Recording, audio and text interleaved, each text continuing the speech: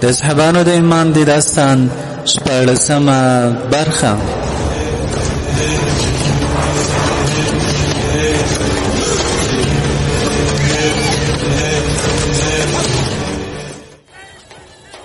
د اصحابانو د ایمان داستان. لیکوال حضرت امام الواقید الواقدی، ژباړن مولوی صدیق الله مشال، ویونکی سید جلال زاهد.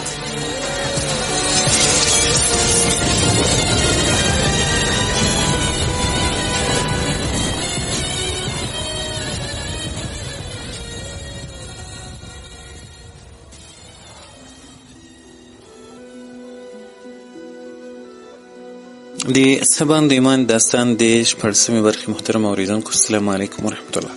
په دې هیله چې روغ جوړ صحتمند او خوشحاله به یاستئ، په خپلو ورځنیو کارونو کې به کامیاب او بریالي یاستئ. محترم اوریدونکو، موږ په تېره برخه کې دا واورېدل چې ابو عبیده ابن جراح رضی الله تعالی عنه له دوی څخه تسلیمي ومنله او بالاخره د بعض شیانو اجازه یې هم ورکړه، ځکه د دوی دا شرط و چې موږ ته به حد اقل 3 ورځې وخت راکوی او بعض شیان به مونږ را سره وړو. دوی چې کله د خپل بارونه او بعض شیان وړل، خالد رضی الله تعالی عنه ورته وکتل لکه تورېدلي غره له ډېر ترواره یو بل ته نه کتل. خالد چې دا حال په خپلو سترګو ولید، لاسونه یې اسمان ته پورته کړل او ویل ای خدای جل جلاله ته موږ ته د دوی مالکان کړي او دا سامانونه د مسلمانانو روزي وګرځوي. ته عالم او سمیع خدای، زموږ دا دعا قبوله کړي. وروسته یې پر خپلو ملګرو مخ راواړو او ورته ویل د خپلو آسونو ښه خدمت وکړئ، تر خپله وسه یې ښه وساتئ، وسلې مو هم ښې پاکې او برابرې کړئ، ځکه 3مه ورځ یې د دغو عسکرو په لټون پسې بیا یم. زه پوره باور لرم چې خدای جل جلاله هغه مالونه ټول زموږ په غنیمت راکړي چې تاسو ولیدل چې دوی بار کړل. ما ته خپل زړه وایي چې دوی په دمشق کې دوی نه ښه سامان او نه ښه جامه پرېښوده، بلکې ټول یې بار کړل. 14مه برخه له همدې ځایه شروع کوم. ملګرو ورته وویل چې څرنګه دې زړه وي هغسې وکړه، ستا د امر مخالفت هیڅکله هم نه کوو. وروسته یې خپل ځانونه برابر کړل. توما او هیربس د کلیو ټول مالونه راټول کړل، هغه یې ابو عبیده ته راوړل. ده ورته وویل تاسو خپله وظیفه ترسره کړه، هر شي ته چې ځئ تاسو ته زموږ له لوري تر 3 ورځو امان ده. یزید بن ظریف وایي کله چې مالونه ابو عبیده ته وسپارل نور او لکه توره وریځ دومره په بیړه روان و.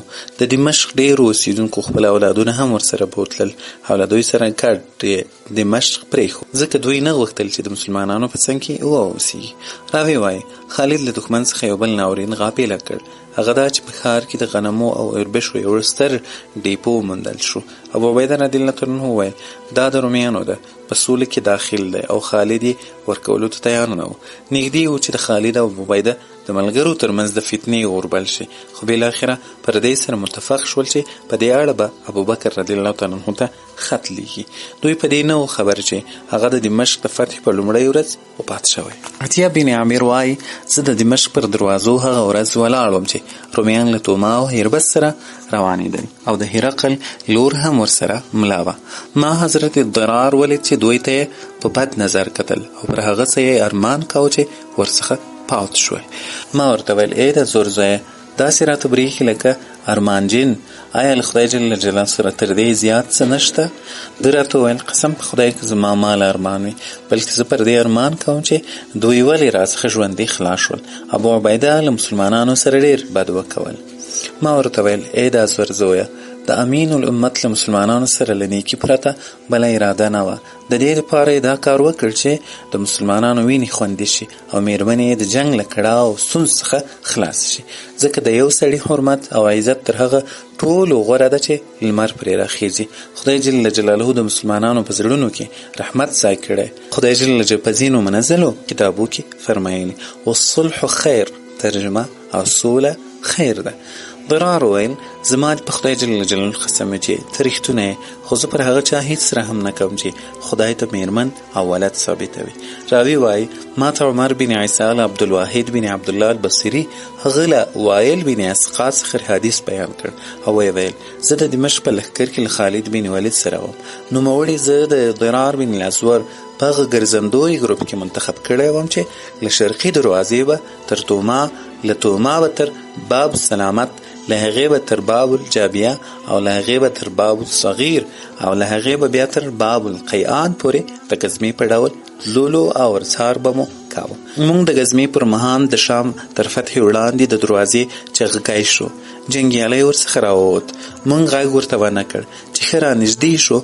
موږ حمله ور باندې وکړه، تر لاس مو ونیو او ورته مو وویل که دې خبره وکړه وژنو دي. دی هم پټه خوله شو. یو بل ځوان ورپسې راووتی او نیول شوی شخص ته یې نارې وهلې. موږ ورته ویل خبره ورسره وکړه او راویې غواړه. د په رومي ژبه ورته ویل مرغه په جال کې ده. هغه پوه شو چې دی اسیر ده، بېرته وګرځېد، دروازه یې بنده کړه. موږ وغوښتل چې دی ووژنو، خو ځینو ملګرو ویل یو ځل به یې خالد ته بوځو. خالد ته مو راووست. خالد چې ورته وکتل ورته ویل ته څوک یې؟ ته وویل زه یو رومي وګړی یم، ستاسو تر راتللو وړاندې مې د خپل قوم له یوې پیغلې سره نکاح کړې وه. زما ډېره مینه ورسره وه. کله چې ستاسو کلابندي اوږده شوه ما د هغې له کورنۍ څخه وغوښتل چې راته واده یې کړي، خو هغوی انکار وکړ او ویې ویل موږ ستاسو واده ته وزګار نه یو. ما غوښتل چې له دې سره مې ملاقات وشي. زموږ په ښار کې د لوبو یو میدان ده چې هلته موږ لوبې کوو. ما له دې سره واده وکړه چې د لوبو میدان ته به ووځو. دا راغله، هلته مو مجلس سره وکړ. دې غوښتنه راڅخه وکړه چې د باندې یې راوباسم. موږ دروازه را خلاصه کړه. زه راته ووتلم چې ستاسو حال وڅارم. هغه و چې ستاسو ملګرو زه اسیر کړم. دی راپسې نارې کړې. ما ورته وویل مرغه په جال کې ونښتی. ما دا له تاسو څخه وژغورله. که بل څوک وای بیا به دومره راباندې درنه نه وای. هغه زما زړه ته ډېره تېره ده. خالد وویل ته په اسلام منلو کې څه وایې؟ ده وویل اشهد ان لا اله الا الله اشهد ان محمدا عبده ورسوله. نوموړی زموږ سره ډېر ښه جهاد وکړ. موږ چې کله په سوله ایز ډول کلا ته ننوتلو دی په خپلې مېرمنې پسې ډېر وګرځېد. چا ورته ویل هغه یې د رهبانیت یعنې یوازې اوسېدلو جامې واغوستې. دی ورته راغی، هغې نه پېژندی. ته ورته وویل پر رهبانیت باندې څه شی باعث کړی؟ دی ورته ویل چې د دې کار باعث دا شو چې زما له خپل خاوند سره بې کچې مینه هغه عربو راڅخه ونیو او ما د هغه د غم له کبله رهبانیت ته ملا وتړله. ده ورته ویل زه ستا خاوند یم، ما د عربو دین منلی دی. چې کله دا خبره واورېده ورته ویل اوس څه اراده لرې؟ ده ورته وویل دا غواړم چې ته زما په ذمه کې شي. دی ورته ویل زما دې په مسیح قسم وي که دا هېڅکله وشي، له ما سره د دې کار هېڅ ګنجایش نشته. دا هم له توما سره له دمشقه ولاړه. ته چې کله د مېرمنې انکار ولید خالد بن ولید ته راغی او له خپل حال څخه شکایت ورته وکړ. خالد ورته وویل ابو عبیده ښار په سوله فتح کړی، ته له دې سره هېڅ نشې کولی. خو دی چې کله خبر شو چې خالد په توما او هیروس پسې له شا ځي نو یې ویل زه به هم ورسره ولاړ شم، کېدای شي لاس ته راشي. خالد تر څلورمې ورځې په دمشق کې پاتې شو او وروسته د هغې ښځې خاوند یونس الدمشقي ورته راغی او ورته ویل ای امیره تا په دې دوو ملعونانو پسې د تللو قصد کړی و تر څو وړي مالونه بیرته ورڅخه ترلاسه کړي. ده ورته ویل هو ما دغسې تکل کړی. هغه ورته ویل نو ولې ناست یې؟ ده وویل قوم به لرې تللی وي، ترمنځ مو 4 ورځې تېرې شوې او دوی په ډار کې هم وو، نه به ورپسې ورسېدو. یونس ورته ویل کله دې کبله ناست چې زمونږ او د دوی ترمنځ مسافه ډېره ده، نو زه د سیمې بلد شخص یم، لنډې رالې راته معلومې دي. زه پوره باور لرم چې پسې رسېدلی شو. خو تاسو د عرب و نصرانیانو له خم او جذام په څېر جامې واغوندئ، پوره توښه راواخلئ او راځئ. راوی وایي خالد 4 زره جنګیالي منتخب کړل او امر یې ورته وکړ چې سامانونه سپک کړي او تیز آسونه را روان کړي چې په دښمن پسې ولاړ شو. دوی د خالد رضی الله تعالی عنه د امر تعمیل وکړ. خالد او ورسره ملګري په داسې حال کې په دښمن پسې ولاړل چې یونس یې د لارښود په ډول مخ ته روان او دښمن پلونه یې څارل. خالد ابو عبیده په دمشق کې د مجاهدینو عمومي امیر وټاکئ. زید بن ظریف وایي یونس زموږ لارښود و، د دښمنانو پل پیدا کړ. هر ځای چې به د اوښ بار ورڅخه غورځېدلی و هغه به یې پرې ایښی و. خالد او ملګرو یې د اوږدې لارې مزي راڼډول. هر ښار ته چې به ورغلل هغوی به د نصراني عربانو ګمان پرې کاوه. آن چې لارښود د یو دریاب ساحل ته ورسول، هلته یې د دوی د پلونو نښې ولټولې. ده ګمان کاوه چې دښمن به د انطاکیې لور ته تښتېدلی وي، خو هلته د هرقل له ویرې نه و تللی. یونس دلته حیران پاتې شو. یو نږدې کلي ته ورغی. له ځینو خلکو یې د دوی پوښتنه وکړې. هغوی ورته ویل هرقل ته خبر رسېدلی و چې توما او هیربس د مشق عربو ته سپارلی دی. نوموړي ډېر په غضب شو او پرې یې نه ښودل چې انطاکیې ته ورشي، ځکه ده لښکرې راغونډې کړې وې او یرموک ته یې لیږلي دي. ویرېدی چې که دوی دلته راشي عسکرو ته به د عربو د شجاعت کیسې وکړي، د دوی زړونه به ولویږي. توما ورسره ملګرو ته یې امر راولېږه چې قسطنطنیې ته ولاړ شي. یونس پوه شو چې دوی له لارې ګوښه شوي او دلته نږدې چېرته اړولي دي. په دې خبره کې یې فکر وکړ او لږ وځنډېده. خالد ولاړ شو. مجاهدینو ته یې لمنځ ورکړ. یونس هم راغی او ویې ویل ای امیره، قسم په خدای جل جلاله زه په تاسو خفه وم. ما ډېر هڅه وکړه چې د قوم درک معلوم کړم. خالد ورته ویل اوس قصه څه ده؟ ده ورته ویل امیره، ته ماته اجازه راکړه چې زه یې دلته شاوخوا ولټوم. زه تمه لرم چې دلته نږدې به یې وموندلی شو، ځکه هرقل دوی انطاکیې ته له ورتللو ایثار کړي تر څو د ده پوځ ته ویره وروانه چوي، او امر یې ورته کړی چې قسطنطنیې ته ولاړ شي. ستاسو د دوی ترمنځ یوازې دا لوی غر ده. تاسو اوس د هرقل په غره کې یاست. ده خپل عسکر سره راغونډ کړي او ستاسو جګړې ته را روان دي. زه پر دې ویرېږم که تاسو تر دې غره تیر شئ، ځکه هغه ستاسو په لټه کې دی. نور ته امیر یې، ته چې څه امر کوې زه هغه خبرې ته تیار یم. ضرار بن عزور وایي د خالد رضی الله تعالی عنه له وارخطایي مخ داسې تک زیړ شو لکه د نکریزو رنګ. د اول ځل ویره وه چې د ده په ژوند کې ما ولیده. ما ورته ویل امیره ولې دومره حیران شوې او څه فکر در سره پیدا شو؟ ده راته ویل ضرار، قسم په خدای جل جلاله که له مرګه یا له قتله ویرېدلی یم. زه په دې ویرېږم چې پاتې مسلمانانو ته به زموږ تر وررسېدلو وړاندې د هرقل جنګیالي ورسېږي. ما د دمشق تر فتح وړاندې یو خوب لیدلی، هغه په ویره کې واچولم. زه د هغه تعویل ته منتظر یم. زه له خدای جل جلاله امید لرم چې موږ ته به خیر شي او پر دښمن به لاس بری شو. ضرار رضی الله تعالی عنه ورته وویل ښه دی لیدلی او خیر بشي که د خدای جل جلاله خوښه وه څرنګه خوب دی لیدلی. خالد وویل مسلمانان مې په یو وچ میدان کې لیدل چې روان وي. د تګ په دوران کې مې د وحشي خرو یوه غوټه ولیده چې ډېر غټ او تیز وي. زموږ نیزې نه خوري، په تورو یې وهو، خو په هغو هم ډېر نه خوږیږي. موږ او زموږ اسونه ډېر ستړي شي. زه پر خپلو ملګرو مخ راوګرځوم، له څلورو خواوو یې پرې راتاو کړم، برید پرې وکړم، خو بیا زموږ له لاسونو خلاص شي. غونډیو، چړګو او شنو شیلو ته راڅخه ولاړ شي. لږ یې موږ ونیسو. کله چې موږ هغه پخوو او کبابوو یې، هغه ډله بیرته راوګرځي او له موږ سره د جګړې تکل وکړي. ما چې کله ورته وکتل، دوی له غونډیو او شیلو زموږ پر لورې راتویږي. پر مجاهدینو مې غږ وکړ د دوی د نیولو په نیت پر آسونو سپریږي. خدای جل جلاله دې برکت درکړي. زه ورسره مسلمانان د دوی مخې ته ورسپاره شو. آن چې زما پر دوی لاس بر شو، یو غټ اوښ مې ورڅخه ښکار کړ، ومې واژه. مسلمانان هم ورپسې شول، ښکار کول او ډېر لږ ورڅخه پاتې شول. نور موږ ټول ښکار کړل. زه ډېر خوښ یم، غواړم چې نور مسلمانان خپل هیواد ته بوزم چې د تللو په دوران کې اس نوکو وهي، بګړیو مې له سره ورلیږي. زه ورټیټ شم، را اخلم یې. چې له خوبه راویښ شوم، ډېر وارخطا او ویرېدلی وم. آیا په تاسو کې داسې څوک شته چې د دې خوب تفسیر وکړي؟ زه خوب دغه څه بولم چې اوس ورسره مخامخ یو. دا خبره پر مجاهدینو ډېره درنه شوه. حضرت خالد رضی الله تعالی عنه غوښتل چې بیرته شاته ولاړ شي. عبدالرحمن بن ابي بکر ورته وویل وحشي خره هم دغه عجمیان دي چې مونږ یې په لټ پسې یو، او ستا له آسه غورځېدل معنا دا ده چې له لوړې مرتبې به راټیټ شي. د بګړۍ غورځېدل عربو تاجونه دي چې درته راوبرسېږي. خالد ویل که زما د خوب تعبیر همدا وي، له عظیم خدای جل جلاله غوښتنه کوم چې د دنیا په کارونو کې دې زما درجه راټیټه شي، نه په آخرت کې. پر خدای مې توکل دی او پر ټولو چارو کې د ده مرسته غواړم او یوازې پر ده مې توکل دی. راوی وای خالد په داسې حال کې خپل یون ته دوام ورکړ چې یونس یې تر مخ روانو. د غره کږلېچونه یې پرې کول، کله چې هغه شپه شوه چې په سهار یې موږ په دښمن پسې ورسېدو سخت باران وشو، داسې په شرپ اورېدی لکه که د ژیانو خولې چې خلاصې شوي وي. دا د خدای جل جلاله مرسته وه ځکه دښمن یې له تللو احصار کړی و. روح بن طریف وایي موږ روان وو، لیدل مو اوبه داسې راولېدلې لکه د ژې خولو چې خلاصه کړې. دا باران بشپړه شپه وشو چې کله سهار لمر راوخوت. یونس وویل ای امیره تاسو دلته ودرېږئ چې زه د دښمنانو درک معلوم کړم. په دې کې نور شک نشته چې اوس زموږ پر شاوخوا نږدې دي ځکه ما یې غږ واورېد. ای یونسه رښتیا دې هم غږونه تر غوږ شول؟ ته ورته ویل هو، ته اجازه راکړه چې زه ورپسې ورشم او حال یې درته راوړم.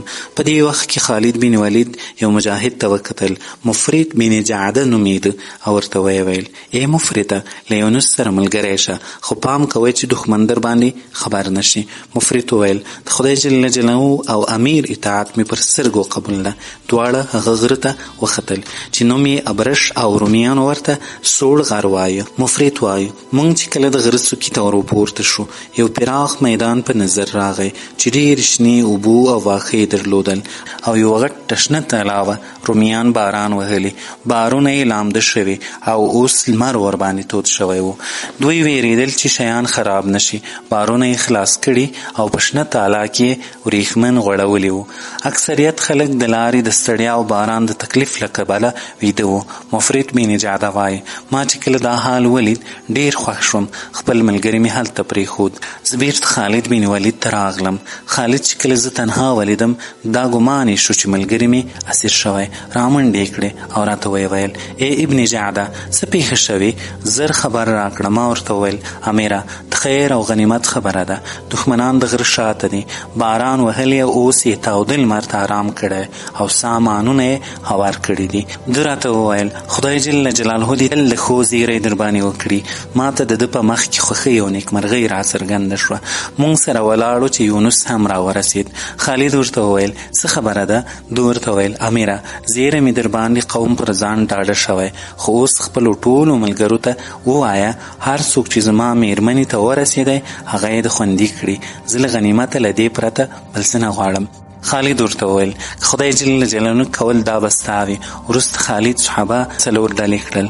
د 100 امیر ضرار، د بلې رافع عمیره الطایی او د نورو 0 امیر عبدالرحمن بن ابي بکر او د 4 زرکسیزې ډلې امیر په خپل خالد شو او ملګرو ته یې وویل د خدای جل جلاله په برکت درځئ.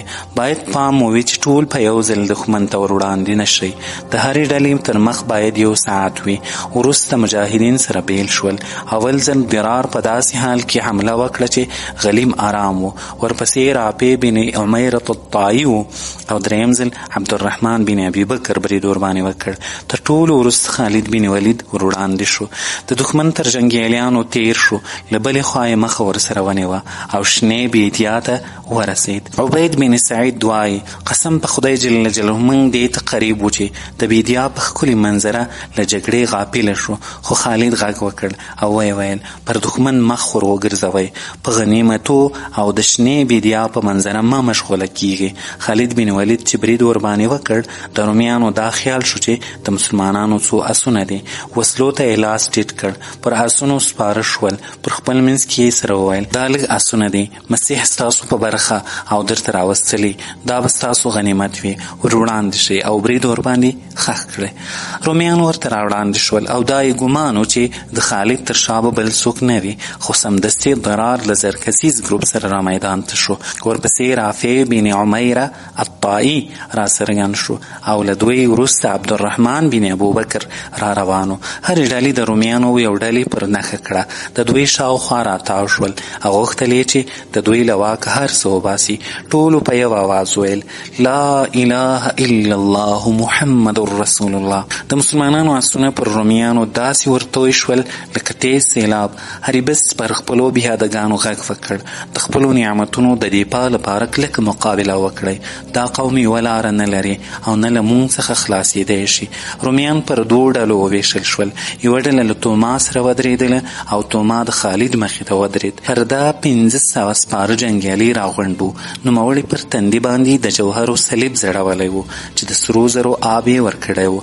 خالد ځان برابر کړ، برید یې پرې وکړ او ویې ویل: ای د خدای جل جلاله دښمنه، تاسو ګمان کاوه چې له موږ به خلاص شئ. خدای جل جلاله موږ ته ځمکه رانغاړي.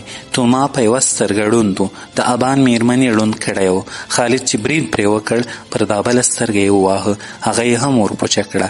له آس څخه راوغورځېد. صحابهو د توما پر جنګیالیو برید وکړ. د عبدالرحمن بن ابیبکر دی د مور شیدې داروشي. ده چې کله توما له آس څخه لوېدلی ولید، دی ورته کوز شو، پر سینه یې ورته کېناست، سر یې ورڅخه پرې کړ او د نیزې په سر یې وپیوت او نارې یې کړې. توما له عین مردار شو. هیرویس در څخه خلاص نشي.